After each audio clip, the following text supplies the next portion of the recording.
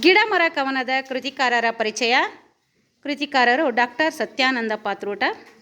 Doctor Satyananda ಪಾತ್ರೋಟ ಬಾಗಲಕೋಟೆಯಲ್ಲಿ ಜನಿಸಿದರು. ಕನ್ನಡದಲ್ಲಿ MA PhD ಪದವಿ ಪಡೆದಿರುವ ಇವರು ಬಾಗಲಕೋಟೆಯ SB ಸಂಯುಕ್ತ ಪದವಿ ಪೂರ್ವ ಕಾಲೇಜಿನಲ್ಲಿ ಅಧ್ಯಾಪಕರಾಗಿದ್ದರು.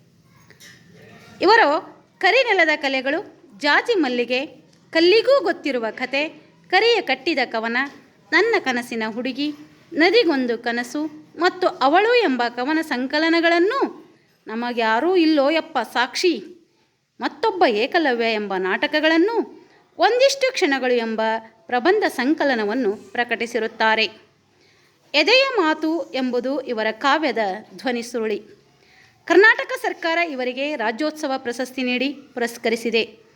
ಗಿಡಮರ ಎಂಬ ಈ ಕವನವನ್ನು ಅವರ ಕರಿಯ ಕಟ್ಟಿದ ಕವನ ಎಂಬ ಕವನ ಸಂಕಲನದಿಂದ ಆರಿಸಲಾಗಿದೆ.